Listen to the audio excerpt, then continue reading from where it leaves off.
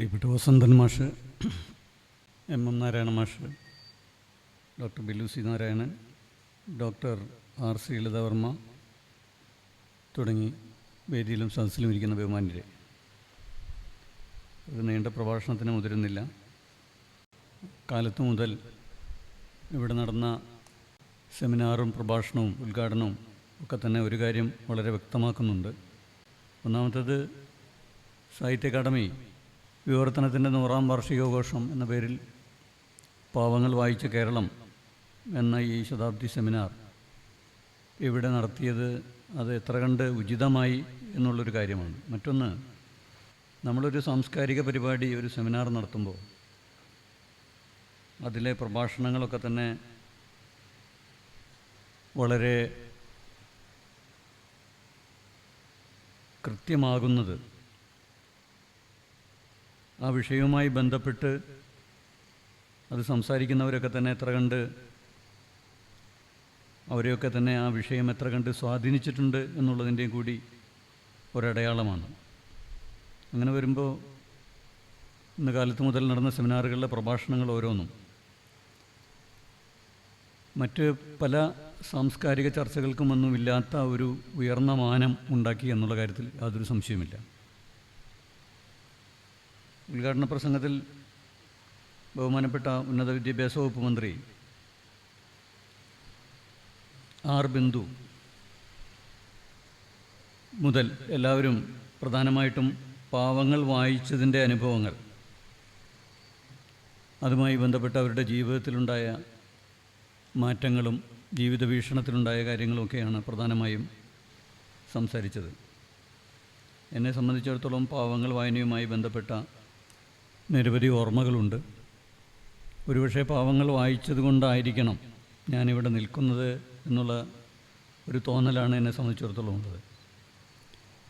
High school ക്ലാസ്സുകളിൽ പഠിക്കുന്ന കാലഘട്ടത്തിൽ തന്നെ ആ കൃതി പരിചയപ്പെടാൻ കഴിഞ്ഞു. അതിനൊക്കെ ഞാൻ നന്ദി പറയുന്നത് ആ കാലത്ത് എന്നെ പഠിപ്പിച്ച അധ്യാപകരോടാണ്. കാരണം ക്ലാസ് മുറിയിൽ അന്നത്തെ കാലഘട്ടത്തിലെ ഒരു പ്രത്യേകമായ സവിശേഷത, ഏത് വിഷയം പഠിപ്പിക്കുമ്പോഴും അത് അവതരിപ്പിക്കുമ്പോൾ അവർ വായിച്ച സാഹിത്യകൃതികൾ മാത്രമല്ല, അവർ വായിച്ച പുസ്തകങ്ങളൊക്കെ തന്നെ അതുമായി ബന്ധപ്പെടുത്തി പറയാനുള്ള ഒരു കെൽപ്പ് ആ കാലഘട്ടത്തിലെ അധ്യാപകർക്ക്, അവർ സയൻസ് പഠിപ്പിക്കുന്നവരായാലും കണക്ക് പഠിപ്പിക്കുന്നവരായാലും എല്ലാവർക്കും ഉണ്ടായിരുന്നു. അങ്ങനെ പലപ്പോഴും ക്ലാസ് മുറിയിൽ ആ കാലഘട്ടത്തിൽ പാവങ്ങൾ, അതിൻ്റെ പാവങ്ങളുടെ വിവർത്തനമൊക്കെ തന്നെ ചർച്ചാ വിഷയമായിരുന്നു. ആ പുസ്തകം സൗകര്യം പോലെ വായിക്കണം എന്നുള്ളൊരു നിർദ്ദേശവും ഞങ്ങൾ വിദ്യാർത്ഥികൾക്ക് ആ കാലഘട്ടത്തിൽ ലഭിച്ചിരുന്നു.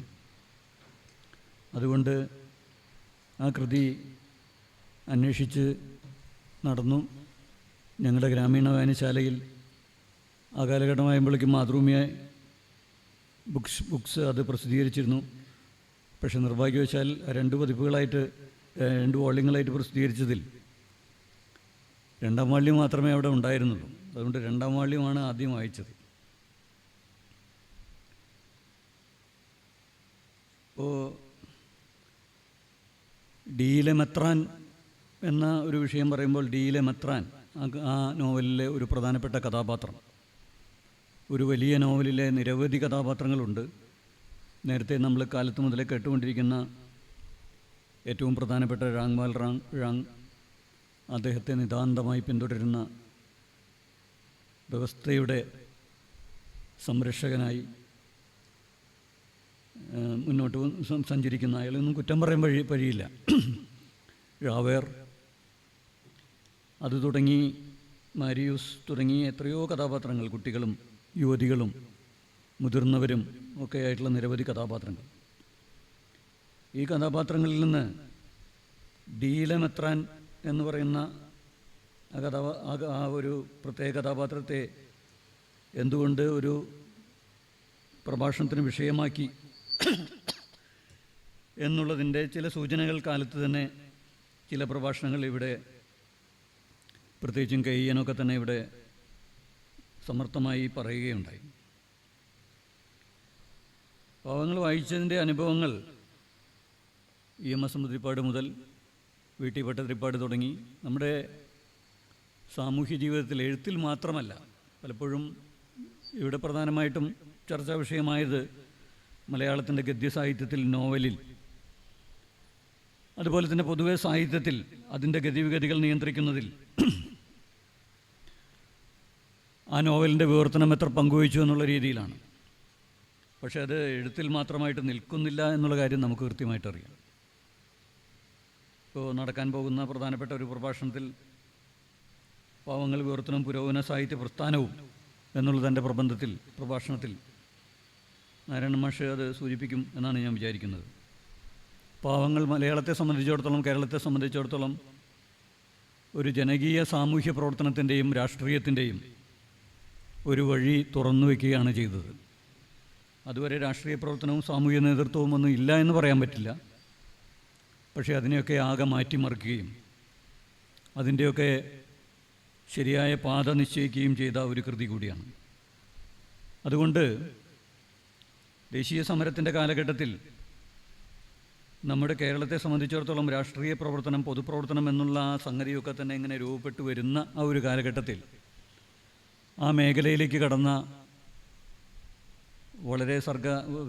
വളരെ ത്യാഗനിഷ്ഠ ജീവിതം നയിച്ച മഹാന്മാരുടെയൊക്കെ ആത്മകഥകളും അനുസ്മരണങ്ങളും ഒക്കെ നമ്മൾ വായിക്കുമ്പോൾ, പ്രത്യേകിച്ചും അവരുടെ കുട്ടിക്കാലത്തിലൂടെ കടന്നു പോകുമ്പോൾ പാവങ്ങൾ വായിച്ചതിൻ്റെ അനുഭവം കടന്നു വരുന്നുണ്ട്. അത് EMS നമ്പൂതിരിപ്പാട് വായിച്ചതിൻ്റെ കാര്യം ഇവിടെ നേരത്തെ കാലത്ത് KN സൂചിപ്പിക്കുകയുണ്ടായി. അതുപോലെ VT ഭട്ടതിരിപ്പാട് വായിച്ചതിൻ്റെ ഓർമ്മകൾ നമുക്കെല്ലാവർക്കും അറിയാം. അങ്ങനെ ഒട്ടുമിക്കവാറും ആ ഒരു തലമുറയെ, പ്രധാനമായിട്ടും ആ ഒരു തലമുറയെ,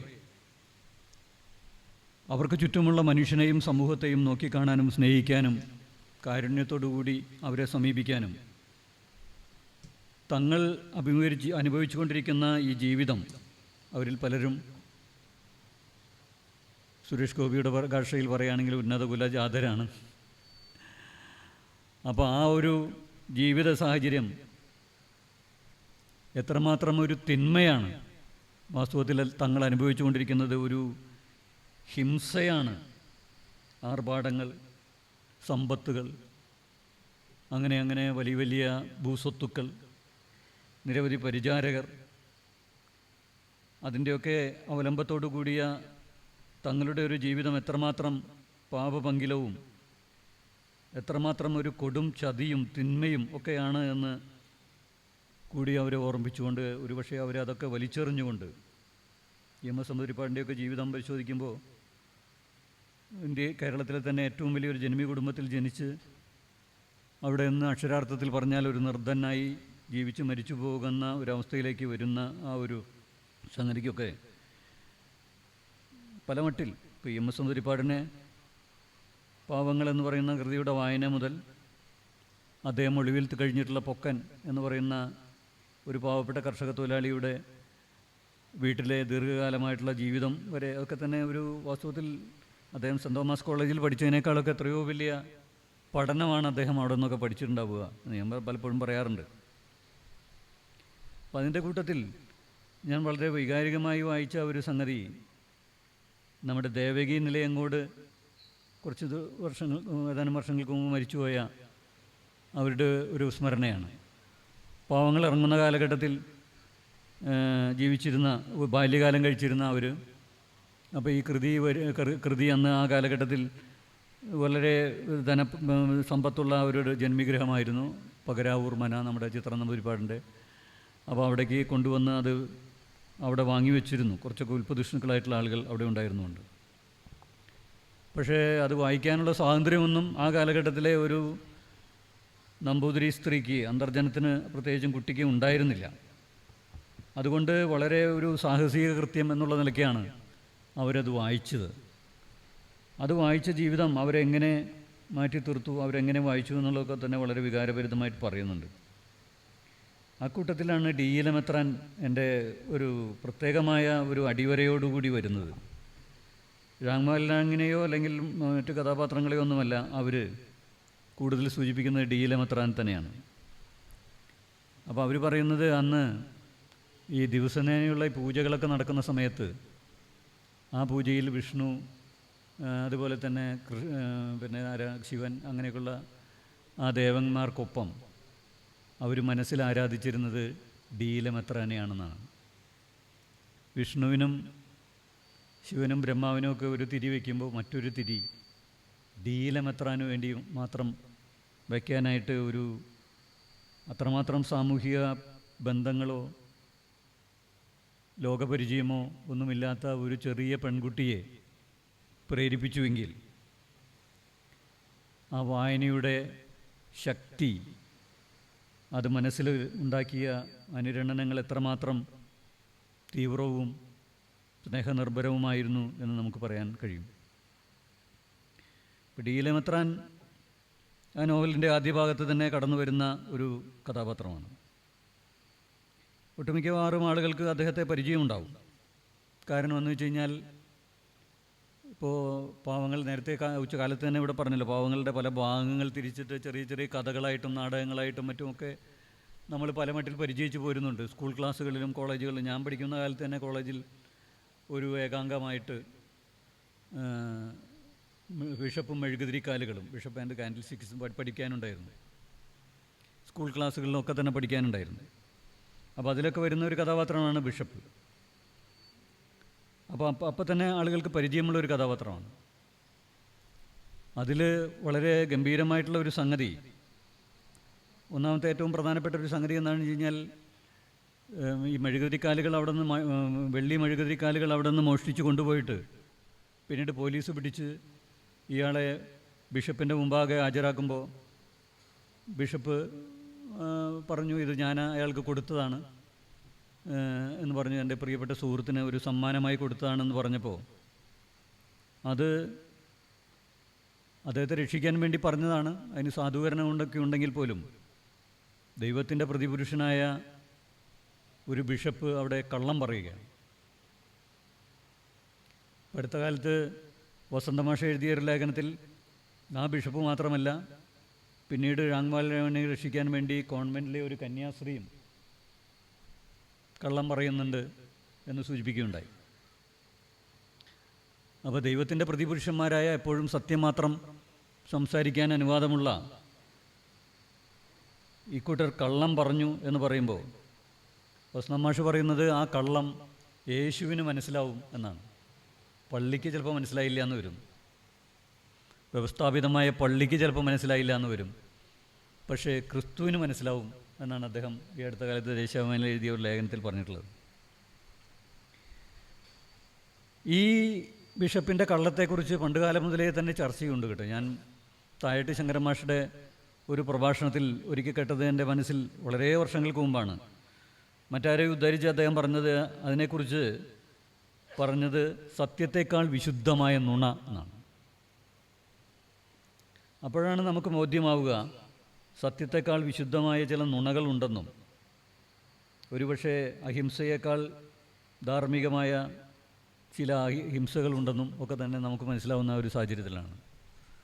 അല്ലെങ്കിൽ നിലവിലുള്ള സാമൂഹ്യ വ്യവസ്ഥയ്ക്ക്, അതിന് നിയമങ്ങൾക്ക് മനസ്സിലാകാത്ത പല കാര്യങ്ങളുമാണ്, അല്ലെങ്കിൽ ദൈവത്തിൻ്റെ വ്യാഖ്യാനത്തിൽ വരുന്നത് വേറൊരു സംഗതിയാണ് എന്നുള്ളതും. ദൈവമെന്ന് പറഞ്ഞാൽ അതെങ്ങനെയാണെന്ന് വിശദീകരിക്കാൻ അറിയില്ല. ഞാനത് ഒന്നും വിശദീകരിച്ച് കുറേ വാചകങ്ങൾ പറയാൻ പറ്റാത്ത കാരണം ആ ഒരു വാക്ക് അതിനു വേണ്ടി ഉപയോഗിച്ചു എന്ന് മാത്രമേ ഉള്ളൂ. അപ്പോൾ അത്തരമൊരു സംഗതിക്ക് ദൈവത്തിന് എന്ന് പറയട്ടെ മനസ്സിലാക്കുന്നതും വ്യവസ്ഥയ്ക്ക് മനസ്സിലാകാത്തതും, അല്ലെങ്കിൽ ആചാരങ്ങൾക്കും മതങ്ങൾക്കും അതിൻ്റെ അധികാരികൾക്കും മനസ്സിലാകാത്തതുമായ കുറേ കാര്യങ്ങളുണ്ട്. അപ്പോൾ ഈ ജയിലിൽ നിന്ന് വിട്ടിട്ട് ഭക്ഷണം കഴിക്കാൻ വേണ്ടിയും ചൂടുള്ള ഒരു പാർപ്പിടം ഒന്ന് കിടക്കാൻ ഉള്ളൊരു സൗകര്യം കിട്ടാൻ വേണ്ടിയും ആ ജയിൽ പുള്ളി തൻ്റെ മഞ്ഞ പാസ്പോർട്ടുമായിട്ട് ഓരോ സത്രത്തിൻ്റെയും വാതിലുകളിൽ ഇങ്ങനെ മുട്ടുകയാണ്. ആദ്യഘട്ടത്തിൽ തന്നെ അയാളെ അവിടെ സ്വീകരിക്കുന്നു. കാരണം പണമുണ്ടോ എന്നുള്ളതാണല്ലോ പ്രധാനപ്പെട്ട വിഷയം. അയാളുടെ കയ്യിൽ പണമുണ്ട്. അയാൾ ജയിലിൽ പണിയെടുത്തതിൻ്റെ ഭാഗമായിട്ട് അയാളുടെ കയ്യിൽ പണമുണ്ട്. പക്ഷേ പിന്നീടാണ് മനസ്സിലാവുന്നത് അയാളുടെ കയ്യിൽ മഞ്ഞ പാസ്പോർട്ടാണുള്ളത്. മാത്രമല്ല അപ്പോഴേക്കും ഒരു ജയിൽ പുള്ളി നഗരത്തിൽ വഴികളിലൂടെയൊക്കെ ഇങ്ങനെ സഞ്ചരിക്കുന്നത് കാണാനിടയായി. അയാളെ സൂക്ഷിക്കേണ്ടതാണ്. അയാൾ 19 കൊല്ലം ജയിലിൽ കഴിഞ്ഞ ആളാണ്. പലതരത്തിലുള്ള ക്രൂരകൃത്യങ്ങളും ചെയ്തിട്ടുള്ള ആളാണ്, പലവട്ടം ജയിൽ ചാടിയിട്ടുള്ള ആളാണ്. അതുകൊണ്ട് അദ്ദേഹത്തെ സൂക്ഷിക്കണം എന്നൊരു നിർദ്ദേശം പൊതുവെ അപ്പോഴേക്കും അവിടെ പരന്നിരുന്നു. അതുകൊണ്ട് തന്നെ അദ്ദേഹത്തിന് ഒരിടത്തും അവലംബം കിട്ടിയില്ല. അങ്ങനെ അങ്ങേയറ്റം നിരാശനായി ഒരു മനുഷ്യൻ എന്നുള്ള നിലയിൽ ഏറ്റവും കൂടുതൽ അധപ്പതിച്ച് ചുരുണ്ടുകൂടി അങ്ങനെ ഇരിക്കുന്ന സമയത്താണ് അദ്ദേഹം ആ ബിഷപ്പിൻ്റെ കുടിൽ കാണുന്നതും ആരോ അത് ചൂണ്ടിക്കാണിക്കുകയും ചെയ്തു അവിടേക്ക് പോകുന്നത്. ഇവിടെ ഒരു വാക്ക് നമ്മൾ ശ്രദ്ധിക്കണം, ബിഷപ്പിൻ്റെ കുടിൽ, ബിഷപ്പിൻ്റെ വീട്. അപ്പോൾ അവിടെ ചെല്ലുമ്പോൾ തന്നെ ആ ഒറ്റമുറി വീടിനെക്കുറിച്ച് വിശദീകരിക്കുന്നുണ്ട്. വിക്ടർ ഹ്യൂഗോ വളരെ മനോഹരമായി വിശദീകരിക്കുന്നുണ്ട് ആ ഒറ്റമുറി വീടിനെക്കുറിച്ച്, അവിടുത്തെ സൗകര്യങ്ങളെക്കുറിച്ച്, പ്രാഥമിക സൗകര്യങ്ങളെക്കുറിച്ച്. മാത്രമല്ല, മോഷ്ടിക്കാൻ വേണ്ടി രാങ് അതിൻ്റെ മുറികൾ തള്ളിത്തറന്നപ്പോൾ അതിനൊന്നും വാതിലൊന്നും ഉണ്ടായിരുന്നില്ല. വളരെ സൗകര്യമായിട്ട് അദ്ദേഹത്തിന് ഭക്ഷണമൊക്കെ കഴിച്ച് സുഖമായിട്ട് കിടക്കാൻ ഉറപ്പൊക്കെ ഒരുക്കിയതിന് ശേഷം തൻ്റെ സ്വതസിദ്ധമായിട്ടുള്ള ആ ഒരു, അല്ലെങ്കിൽ തന്നിൽ സമൂഹം ചെലുത്തിയിട്ടുള്ള, അതിനെക്കുറിച്ചായിരിക്കും ബിലു ഇവിടെ പറയാൻ പോകുന്നത്. കുറ്റവാളി ആക്കപ്പെടുന്ന സമൂഹവും ഒരു കുറ്റവാളിയുടെ ജീവിതത്തിൽ സമൂഹം എത്ര കണ്ട് പങ്കുവയ്ക്കുന്നു എന്നുള്ളതിൻ്റെ ഏറ്റവും വലിയൊരു ആഖ്യാനമാണ്.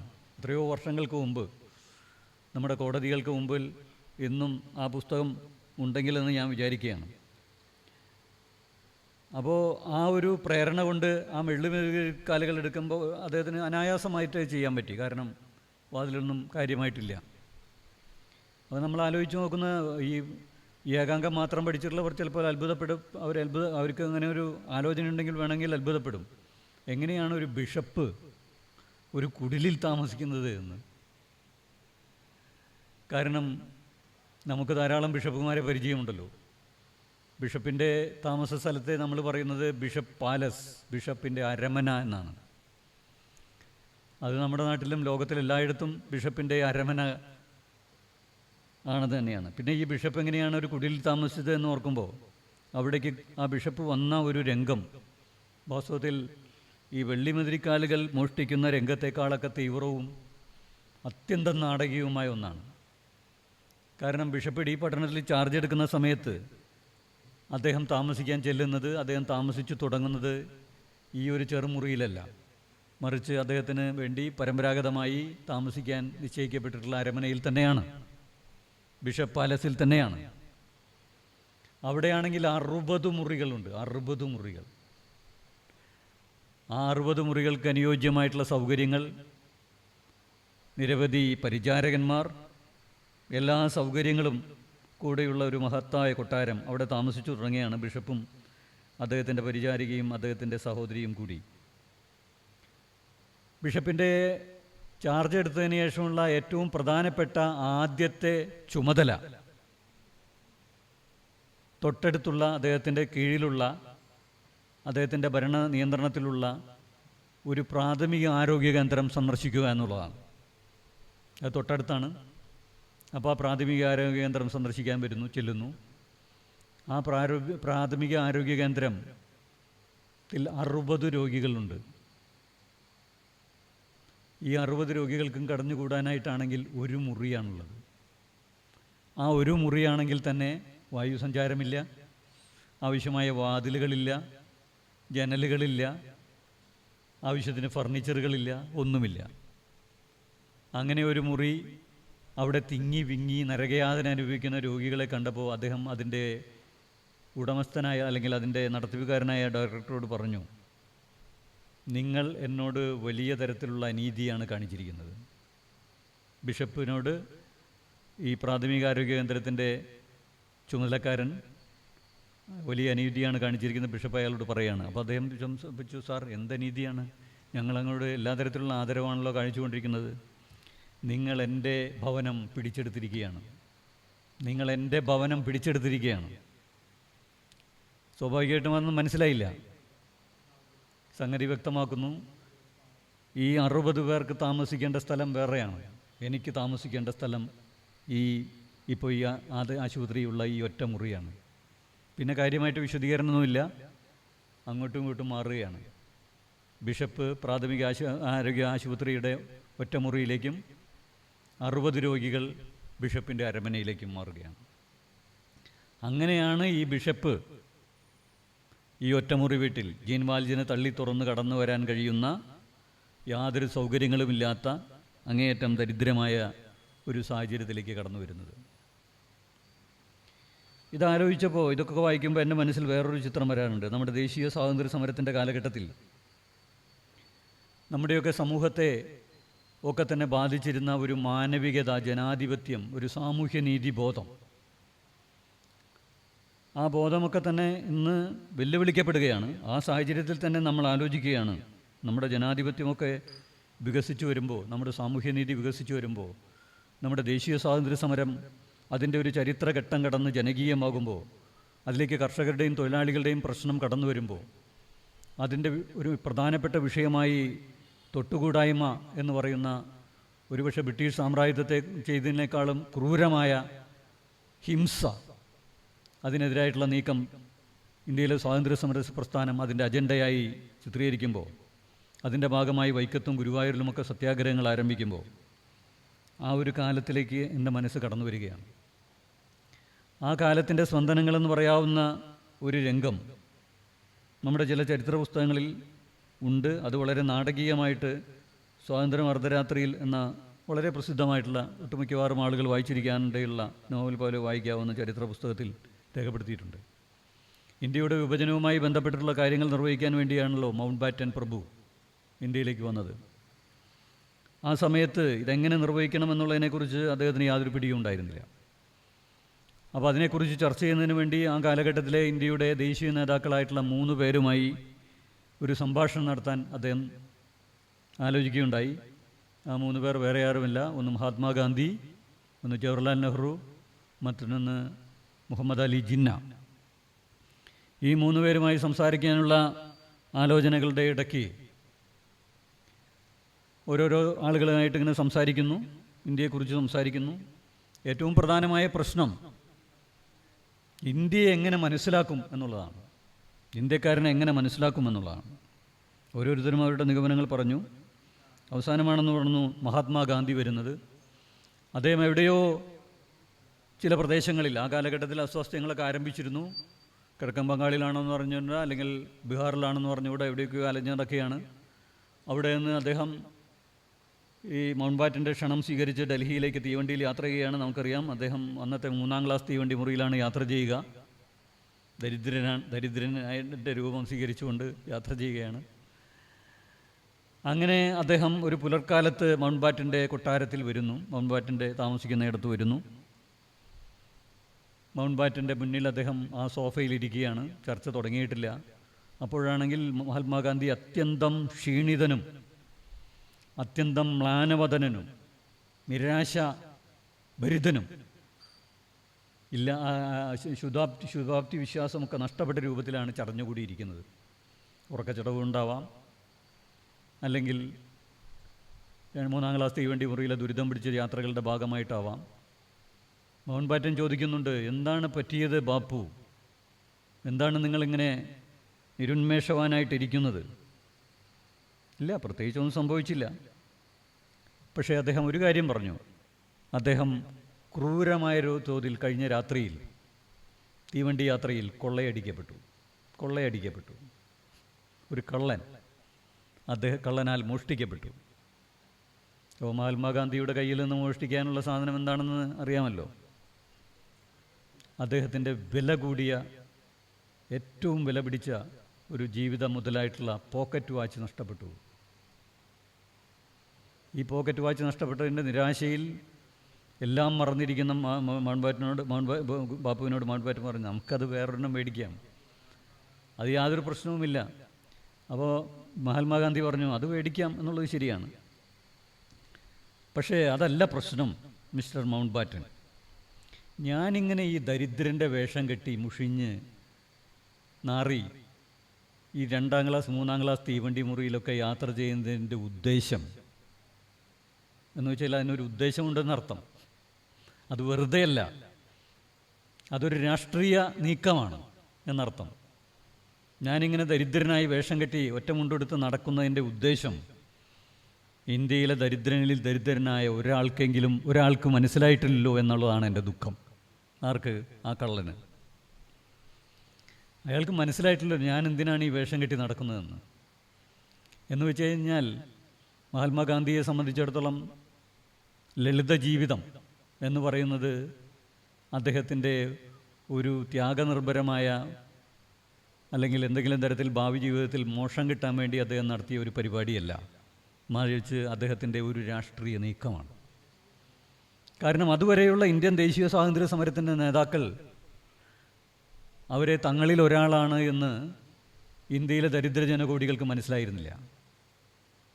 വലിയ വലിയ പ്രഭു കുടുംബങ്ങളിൽ നിന്ന് വന്നവർ, ജന്മി കുടുംബങ്ങളിൽ നിന്ന് വന്നവർ, സെമീന്ദാർമാരായവർ, ബാരിസ്റ്റർ പരീക്ഷ പാസ്സായി വന്നവർ, നാടുവാഴികൾ, അവരൊക്കെ നയിക്കുന്ന പ്രസ്ഥാനത്തുമായി ഒരു ബന്ധവും ഇന്ത്യയിലെ സാമാന്യ ജനങ്ങൾക്കുണ്ടായിരുന്നില്ല. ആദ്യഘട്ടത്തിൽ മഹാത്മാഗാന്ധിയും അതേ രൂപത്തിലാണ് അവരുടെ മുമ്പിൽ പ്രത്യക്ഷപ്പെട്ടത്. പക്ഷേ ഇന്ത്യ ആകമാനം സഞ്ചരിച്ചപ്പോൾ മഹാത്മാഗാന്ധിക്ക് മനസ്സിലായി ഈ വേഷത്തിൽ നടന്നു കഴിഞ്ഞാൽ നമ്മുടെ ഇടപാട് നടക്കില്ല. അതുകൊണ്ട് അദ്ദേഹം വേഷം മാറ്റി. അപ്പോൾ തങ്ങളിൽ ഒരാളാണ് ഇന്ത്യയുടെ ദേശീയ സമരം നയിക്കുന്നത് എന്നുള്ള ഒരാശയം പടർന്നോടുകൂടിയാണ് ഇന്ത്യൻ ദേശീയ സമരം ജനകീയമാകുന്നതും ഇന്ത്യൻ ദേശീയ സമരത്തിന് ഒരു ദിശാബോധം കൈവരുന്നതും ഒരു രാഷ്ട്രീയ മുദ്രാവാക്യം ഉയർന്നു വരുന്നതും അതിൻ്റെ ഭാഗമായിട്ടാണ്. അപ്പോൾ ആ ഒരു നിരാശയാണ് മഹാത്മാഗാന്ധിയെ നയിച്ചിരുന്നത്. ഞാൻ പലപ്പോഴും ഡി ലെമത്രാനും മഹാത്മാഗാന്ധിയും EMSഉം ആ കാലഘട്ടത്തിലെ ലളിത ജീവിതം, അതുപോലെ തന്നെയുള്ള ത്യാഗനിർഭരമായ ജീവിതം തിരഞ്ഞെടുത്ത ആളുകളെയൊക്കെ തന്നെ ഡി ലെമത്രാനുമായി ബന്ധപ്പെടുത്തി ഇങ്ങനെ ആലോചിക്കാറുണ്ട്. ഒരു കാര്യം കൂടി അവിടെ ഉണ്ടായി. പതിവ് പോലെ മൗണ്ട് ബാറ്റൻ ചോദിച്ചു അദ്ദേഹത്തിൻ്റെ പ്രശ്നം. അദ്ദേഹം വലിയ യുദ്ധത്തിലൊക്കെ പങ്കെടുത്തിട്ടുണ്ട്, പ്രഭു കുടുംബാംഗമാണ്, രാജകുടുംബമൊക്കെ ആയിട്ട് ബന്ധമുണ്ട്. പക്ഷേ ഈ ഒരു ജോലി ചെയ്യുന്നതിന് ഏതു മട്ടിൽ എനിക്ക് കഴിയും, ഇന്ത്യയുടെ ഭരണാധികാരി എന്നുള്ള നിലയിൽ ഞാൻ എങ്ങനെ ഇന്ത്യക്കാരനെന്ന് മനസ്സിലാക്കും? അപ്പോൾ ഗാന്ധി ഒരു നിർദ്ദേശം വെച്ചു. ആ നിർദ്ദേശം ഇങ്ങനെയായിരുന്നു: നിങ്ങൾ ഈ വലിയ വീട്ടിൽ നിന്ന്, ഈ വലിയ കൊട്ടാരം സദൃശ്യമായ ഈ വീട്ടിൽ നിന്ന്, വൈസ്രോയി ഭവനത്തിൽ നിന്ന് താമസം മാറ്റി ഡൽഹിയിലെ ഒരു ചേരിയിലെ ഒരു ചെറിയ വീട്ടിൽ താമസിക്കുകയാണെങ്കിൽ നിങ്ങൾക്ക് ഇന്ത്യയെ മനസ്സിലാക്കാൻ കഴിയും. മൗണ്ട് ബാറ്റനോട് ഗാന്ധി പറഞ്ഞതാണ്. മൗണ്ട് ബാറ്റൻ അത് സമ്മതിച്ചില്ല എന്നുള്ള കാര്യം 100 തരം. കാരണം ആ കാലഘട്ടത്തിൽ ബ്രിട്ടീഷ് ഉദ്യോഗസ്ഥന്മാരും അവിടുത്തെ വരേണ്യ പ്രഭുക്കന്മാരും ഒക്കെ ഇന്ത്യയിലേക്ക് വന്നത്, ഇന്നിപ്പോൾ ബ്രിട്ടനിൽ നിന്ന് ഒരാൾ ഇന്ത്യയിലേക്ക് വരുന്നത് അവിടുത്തെ സുഖശീതളമായ സമ്പന്നമായ ജീവിതം ഉപേക്ഷിച്ചിട്ട് വേണമെങ്കിൽ ഇവിടേക്ക് വരാൻ. പക്ഷേ അന്ന് വന്നിരുന്ന അങ്ങനെയല്ല. അന്ന് ഇന്ത്യ ദരിദ്രന്മാരുടെ രാജ്യമായിരുന്നു. പക്ഷേ അന്ന് ഇന്ത്യയിലെ ഭരണകർത്താക്കൾക്കും നാടുവാഴികൾക്കും ബ്രിട്ടീഷ് മേധാവികൾക്കുമൊക്കെ തന്നെ ഇവിടെ സുഖലോലുപമായ, ഒരുപക്ഷേ യൂറോപ്പിലോ മറ്റ് രാജ്യങ്ങളിലോ ഒന്നും ഇല്ലാത്ത മതത്തിലുള്ള ആർഭാടത്തോടു കൂടി ജീവിതം നയിക്കാൻ കഴിയുന്ന, ഒരു മനസാക്ഷി കുത്തുമില്ലാതെ ചൂഷണം ചെയ്ത് സമ്പാദിച്ചു വെച്ചിട്ടുള്ള ഈ കാര്യങ്ങളൊക്കെ ആർഭാടവും ചെലവഴിക്കാവുന്ന ഒരു പ്രദേശമായിട്ടാണ് അവരൊക്കെ ഇന്ത്യയിൽ കണ്ടത്. അപ്പോൾ ഇന്ത്യയിൽ കുറച്ചു കാലമെങ്കിലും ഇവിടെ ഭരണത്തിൽ ഔദ്യോഗിക പദവിയിൽ ജീവിക്കുക എന്നുള്ളത് അവരുടെ ഒരു വലിയ സ്വപ്നമാണ്. മാത്രമല്ല ആ കാലഘട്ടമായപ്പോഴേക്കും ബ്രിട്ടൻ ആകെ തകർന്ന് തരിപ്പണമായിരുന്നു. 2ാം ലോകമഹായുദ്ധത്തിൽ ബ്രിട്ടൻ ജയിച്ചു, ശരിയാണ്. പക്ഷേ അത് നേരത്തെ ആരാണ് പറഞ്ഞത്? ബിന്ദു പറഞ്ഞ പോലെ, യുദ്ധത്തെക്കുറിച്ച് ബിന്ദു പറഞ്ഞല്ലോ. വിക്ടർ ഹ്യൂഗോൻ്റെ ഈ പാവങ്ങളെന്ന് പറയുന്ന നോവലിൽ യുദ്ധത്തിൻ്റെ വലിയ വിവരണമുണ്ട്. ആ യുദ്ധത്തെക്കുറിച്ച് പറഞ്ഞപ്പോൾ ജയിക്കുന്നവനും പരാജയപ്പെടുന്നവനും ഒരേ മട്ടിലാണ് കിതയ്ക്കുന്നതെന്നുള്ള വലിയ മനോഹരമായ ഒരു സംഗതി നമ്മുടെ ബഹുമാനപ്പെട്ട മന്ത്രി ആർ ബിന്ദു ഇവിടെ സൂചിപ്പിക്കുകയുണ്ടായി.